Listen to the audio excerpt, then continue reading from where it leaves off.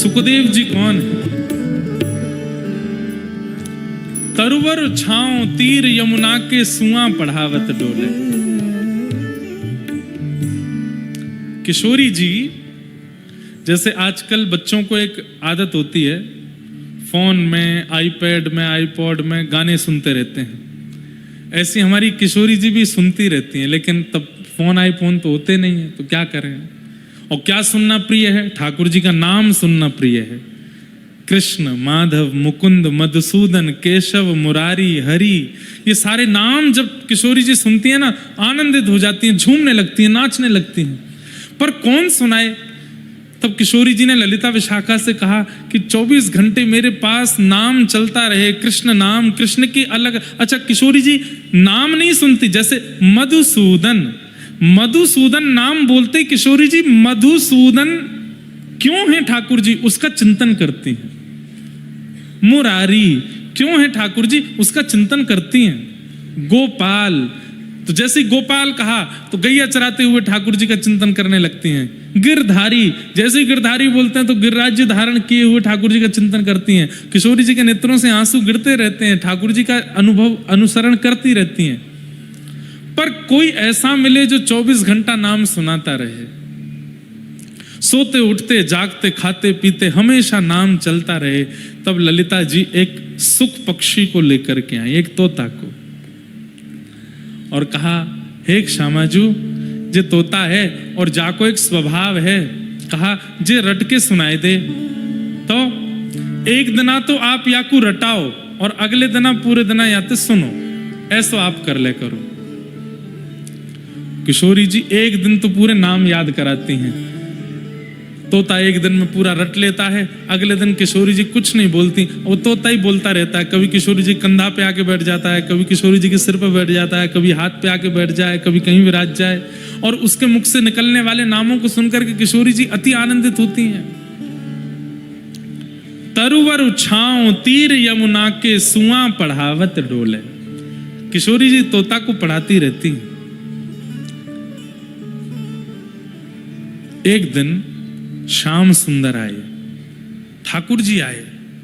जैसे ही ठाकुर जी आए, सब ने दंडवत प्रणाम किया, सब चमड़ डोरा रहे हैं, पंखा झल रहे हैं, कोई ठाकुर जी को बीड़ी पवा रहा है, कोई लड्डू पवा रहा है, सब सखियां ठाकुर जी को मनोहार कर रही हैं, सब वंदन कर रही हैं। और किशोरी जी सब सखियों को देख रही हैं कि ठाकुर जी की खातिरदारी में कोई कमी तो ना कर रो। तभी किशोरी जी की दृष्टि पड़ी उस तोते के ऊपर। सबने प्रणाम किया, पर उस सुख पक्षी ने प्रणाम नहीं किया, उस तोते ने वंदन नहीं किया।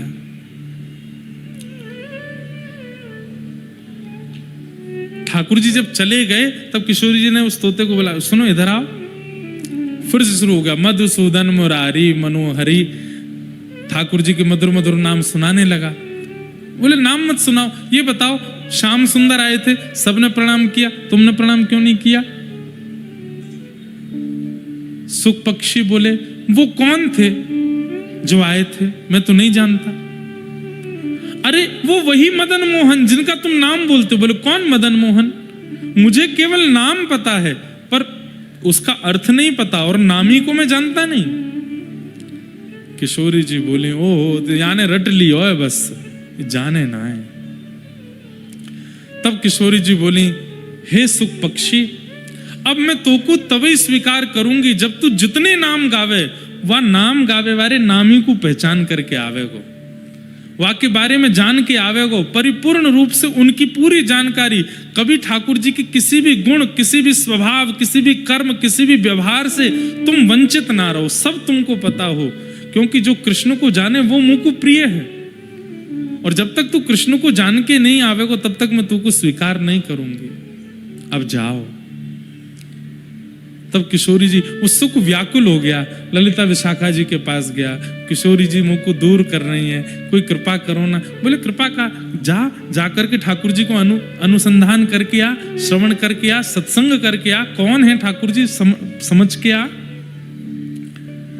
तब उस सुख ने जाकर के घनघोर तपस्या की, और तप के कारण वही सुख जब अमर कथा सुना रहे हैं देवादिदेव महादेव पार्वती को, वहीं वो सुख पक्षी महादेव के ठीक पीछे प्रकट हुआ और पूरी कथा श्रवण कर रहा है। महादेव ठाकुर जी की एक एक लीला श्रवण करा रहे हैं।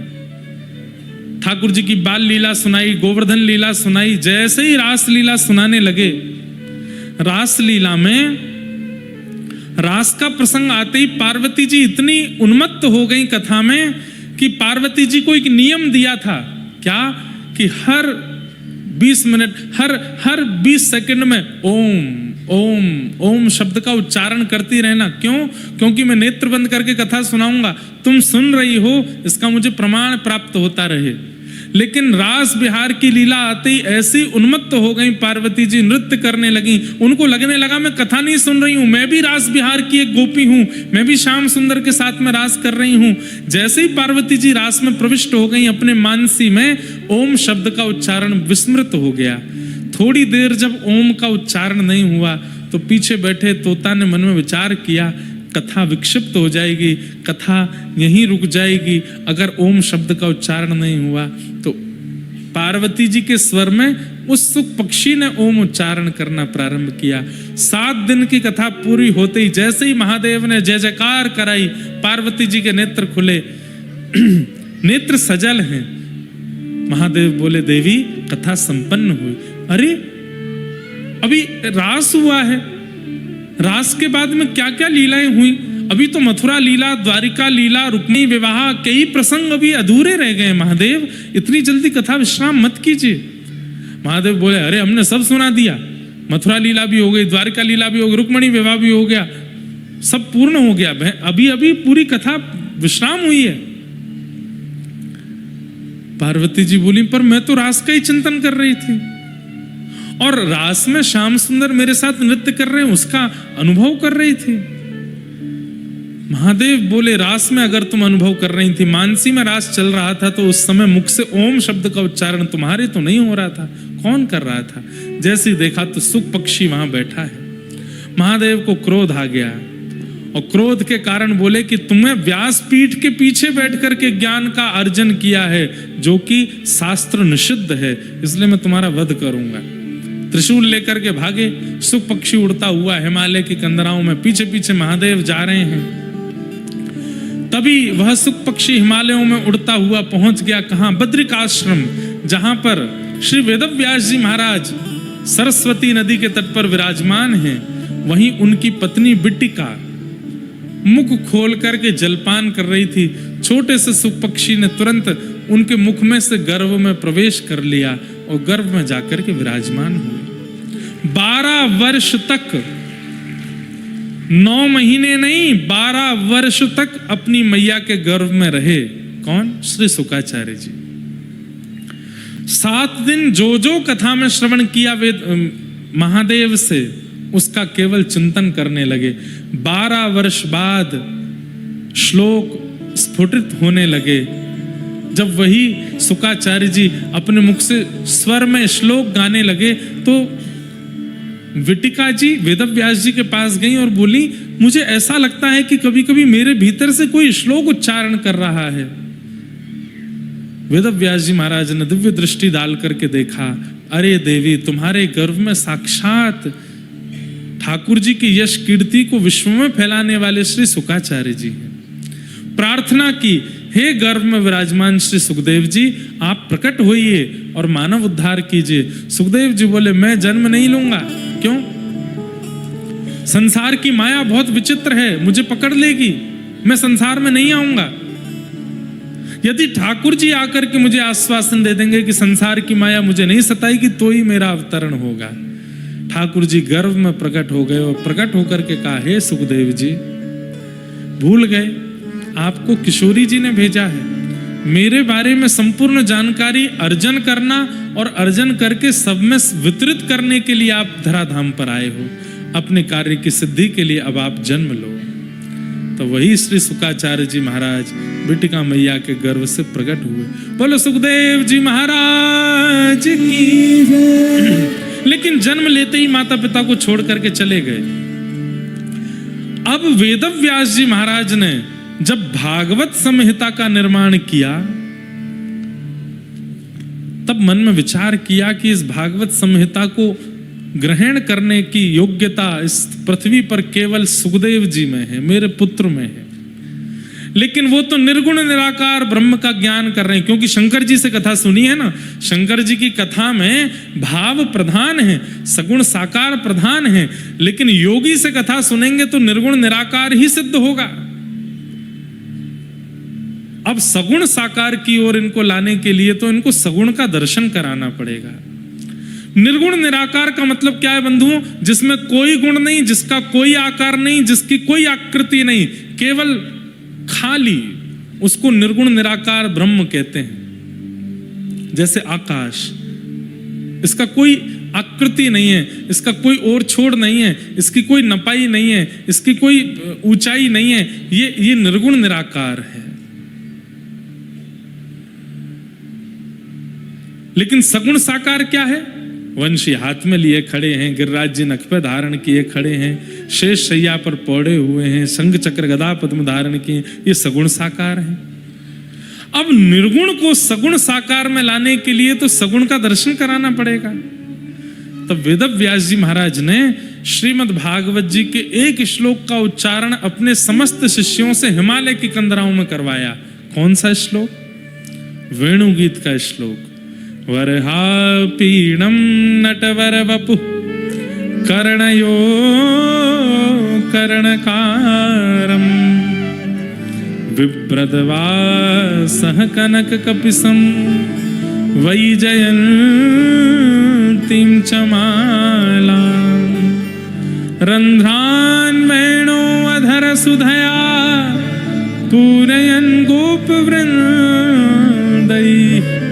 वृन्दारण्यं स्वपदरमणं प्राविशद् गीतकीर्ति। जिन्होंने बरहा पीड़म यानी कि मोर मुकुट पहना है, कानों में कन्नेर के पुष्प पहने हैं, पीतांबरी पहनी है, अधर पर वेणु धारण कर रखी है, नासिका में मोती लटक रहा है, अजब सी गति से चल रहे हैं, और जिनके चरण रखते ही वृंदावन की शोभा बढ़ती जा रही है। श्री राम कृष्ण चरण स्पर्श प्रमोद कहते हैं, गिरिराज जी और वृंदावन में प्रकट हुए वृक्ष ये वृक्ष नहीं है, तो ठाकुर जी के चरण स्पर्श से वृंदावन के रोए खड़े हो गए हैं। वृंदावन इतना आनंदित हो गया कि उसके ऊपर वृक्ष वल्लरी आदि निकुंज सघन कुंज प्रकट हो गई हैं।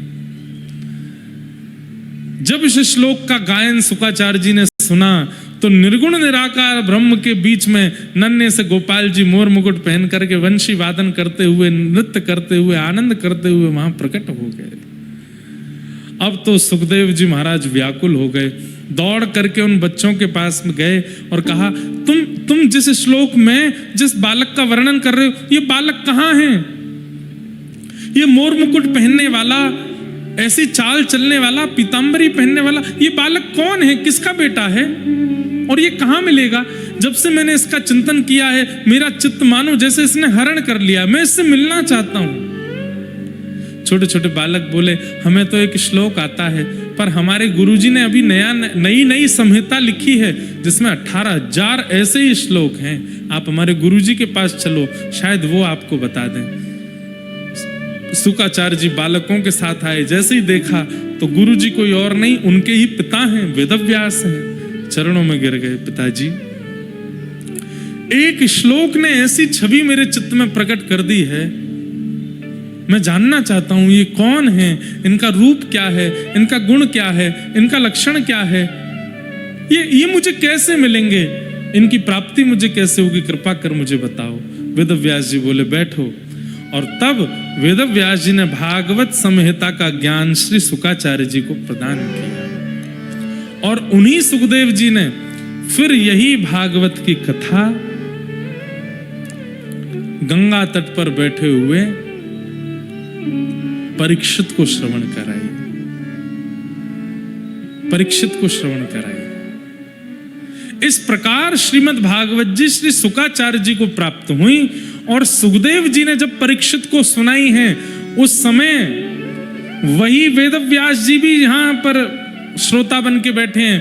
पराशर मुनि भी श्रोता बन के बैठे हैं, बड़े बड़े ऋषि, बड़े बड़े अमलात्मा, विमलात्मा, शुद्धात्मा सब कथा सुनने के लिए बैठे हैं। और श्री शुकाचार्य जी महाराज परीक्षित को जब कथा सुनाते हैं, वहीं सुन करके सब कृतकृत्य हुए, कृतार्थ हुए, आनंदित हुए। और उसके बाद घर घर में, जन जन में श्रीमद् भागवत जी का प्रचार प्रारंभ हुआ। इस प्रकार भागवत जी सब तक पहुंचे। कहते हैं कि श्री सुखदेव जी महाराज एक कथा सुनाने के बाद अंतर ध्यान हो गए, फिर कहां गए पता नहीं। पर हमारे ब्रजवासी कहते हैं कहां गए? तरुवर छाओ तीर यमुना के, सुआ पढ़ावत डोले। आज भी किशोरी जी के कंधा पर बैठे हैं और अब नाम भी सुनाते हैं, और जो ठाकुर जी का नाम होता है उस नाम के पीछे की कथा भी सुनाते हैं। अब किशोरी जी को शुकाचार्य जी अति प्रिय है। वही सुखदेव जी भागवत जी के बगल में यहाँ उनका एक स्वरूप विराजमान है। ये भागवत के प्रमुख श्रोता हैं, प्रमुख वक्ता हैं। एक और बात, तोते का स्वभाव होता है जिस फल में मुख लगाता है उसको मीठा कर देता है, सबको खाने योग्य बना देता है। सुखदेव जी के स्वरूप से वक्ता को सीखना चाहिए कि जो विषय, जो प्रश्न, जो जिज्ञासा तुम्हारे सामने आवे वो फल है, वो चाहे जैसी हो, उसको अमृत बना करके, उसको मीठी बना करके परोस दो, सबको प्रदान कर दो। अब पूछने वाले लोग कुछ भी पूछते हैं, विचित्र विचित्र प्रश्न करते हैं, पर व्यास मंच से उसका समाधान ऐसा होना चाहिए कि सुनने वाले को ऐसा लगे कि आहा कितना मीठा मीठा भाव कह दिया, कितना प्रेम से समझा दिया, चित्त में उतार दिया। ऐसा तभी होगा जब वक्ता स्वयं को सुख मान करके वक्ता व्यास मंच पर बैठे, सामने आए हुए हर प्रसंग को रसमय बना करके परोस दे। ये वक्ता का लक्षण हो, ये हमें सुखदेव जी से सीखना चाहिए। ऐसे श्री शुकाचार्य जी को, सुखदेव जी को हम बारंबार प्रणाम करते हैं। परीक्षित को 7 दिन में कथा सुननी क्यों पड़ी? ऐसा क्या हुआ जिसके कारण परीक्षित ने 7 दिन तक कथा सुनी? तब यहां से महाभारत का प्रसंग प्रारंभ हुआ। यदा मृधे कौरव संजयानाम वीरेस्वथो वीर गतिम गतेषु व्रकोदरा विग्ध गदा विमर्श व्रग्नोरुदंडे धृतराष्ट्र पुत्रे। महाभारत का युद्ध अपने अंतिम पड़ाव पर था, लेकिन अंतिम बाजी में पांडव युद्ध जीत गए, कौरव हार गए।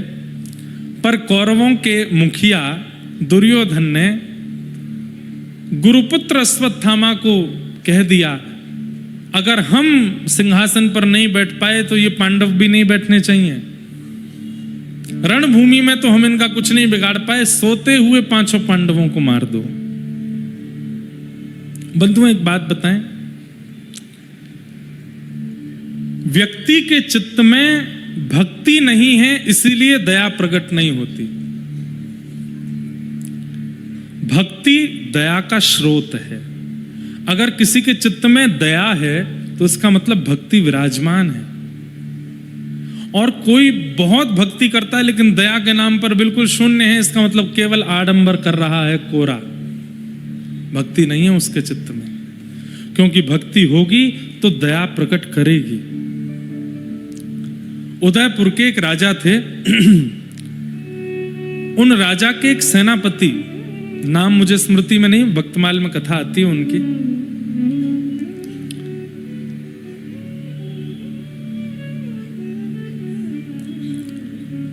उनको राजा ने एक ऐसी जमीन दे रखी थी जिस जमीन से कम उस काल में 2 लाख रुपया साल भर में इकट्ठा होता था, और उससे वो संत सेवा, भक्तों की सेवा आदि करते थे।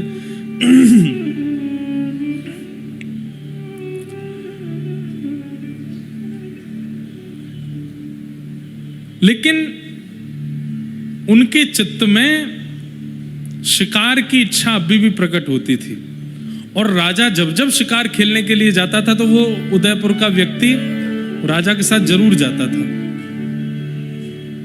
जरूर प्रस्थान करता था। तो एक बार राजा किसी हिरणी के पीछे दौड़ रहा था, उसका शिकार नहीं कर पाया, तो वो व्यक्ति जो 2 लाख रुपया साल का जो आता था, जिससे संत सेवा आदि करता था, वो अपनी तलवार लेकर के भागा और जाकर के उसने उस हिरणी का वध कर दिया। लेकिन आज उस हिरणी को मार करके उसके चित्त में एक भावना प्रकट हुई। क्यों? क्योंकि जब हिरणी का वध किया तो वो पता चला गर्भवती थी, वो भी मारी गई, उसके गर्भ का बालक भी मर गया। राजा तो बड़ा प्रसन्न हो गया, शिकार हो गया, लेकिन उस व्यक्ति को बड़ी ग्लानि होने लगी। धार्मिक व्यक्ति होगा, भक्ति पथिक व्यक्ति होगा, तो क्रिया संपादित करने के बाद में ग्लानि भी होगी। कई लोग होते हैं वो गलत कर देते हैं, फिर उनको ग्लानि भी नहीं होती। इसका मतलब भी है कि इनके अंदर भक्ति नहीं है। भक्ति स्वरूप वाला होगा तो उसको अपनी क्रिया का बोध होगा।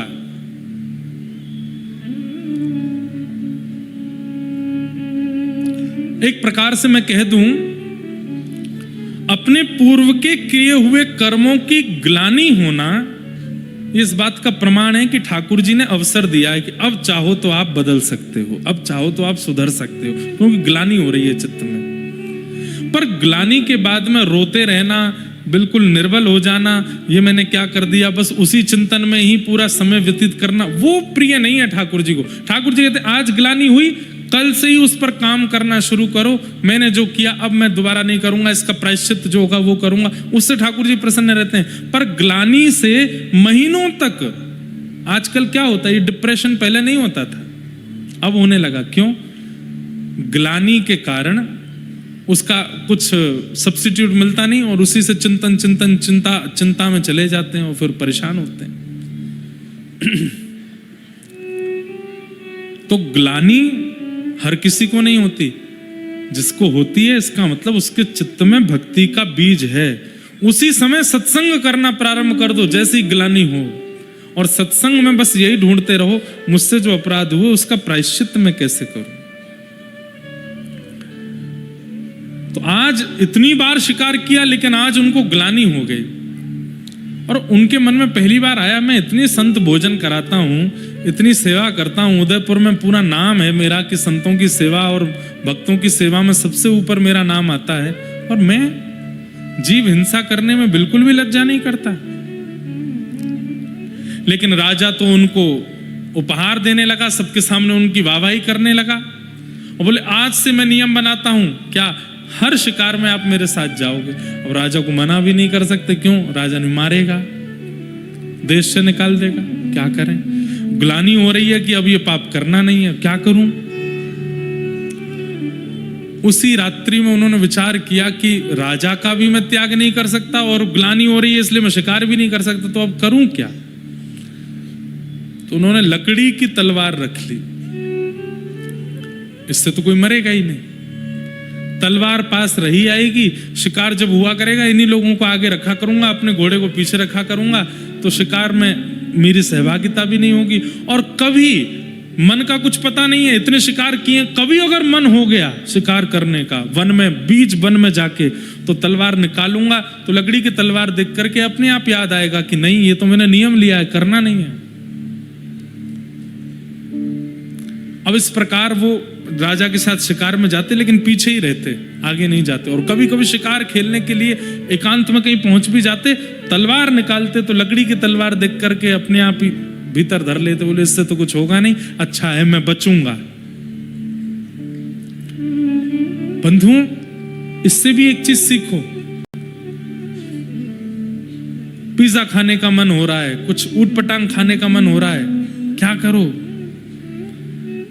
रसोई में जाओ, रोटी उठाओ, उसी पे एक तरफ अचार की स्लाइस बना दो, एक तरफ बढ़िया दही बना दो, एक तरफ बढ़िया सब्जी बना दो, एक तरफ चटनी बना दो, बन गया पिज्जा, खा लो उसको, ऐसे सब्स्टिट्यूट बना के खाओ।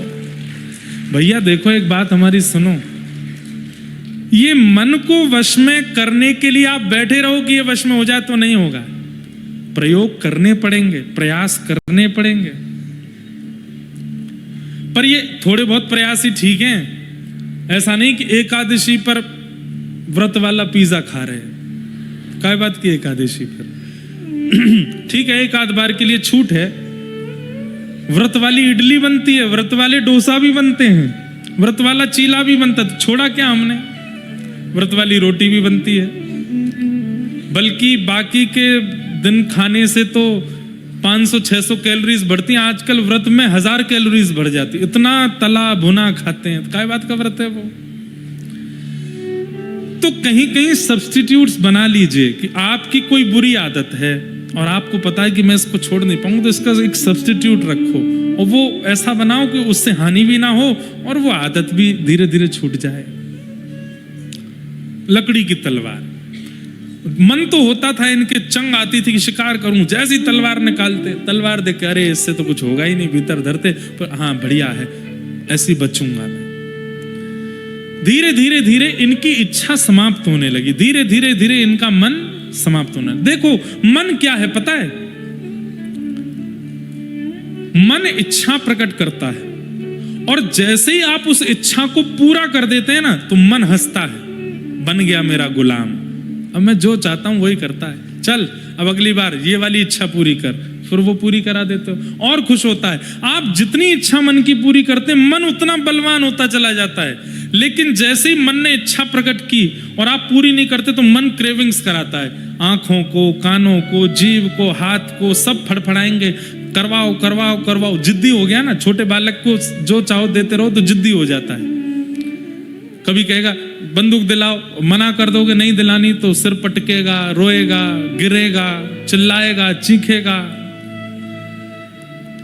जिद्दी बालक हो जाते हैं, जिनकी इच्छाएं बहुत पूरी की गई हैं वो जिद्दी हो जाते हैं। ऐसे मन भी जिद्दी हो जाता है, और जब जिद्दी हो जाता है तो बीड़ी पीने वाले, तंबाकू खाने वाले, सिगरेट पीने वाले, उनकी क्रेविंग कैसी होती है? अगर नहीं दो तो ऐसे हो जाते हैं कि अब बस प्राण ही निकल जाएंगे, रोटी मत दो, पानी मत दो, लेकिन वो दे दो। होना जाना कुछ नहीं है, पर मन इतना आदी हो चुका है, इतनी इच्छा पूरी कर दी है मन की कि अब मन वश में रहता नहीं। इसलिए क्या करो, मन इच्छा प्रकट करे, उस इच्छा को पूरी मत करो, चाहे कैसे भी करके हाथ पांव बांध करके अपने आप को रोक लो। एक बार प्रयास करके देखिए, विकट इच्छा प्रकट हुई है और आप उस इच्छा को पूरी ही मत करो,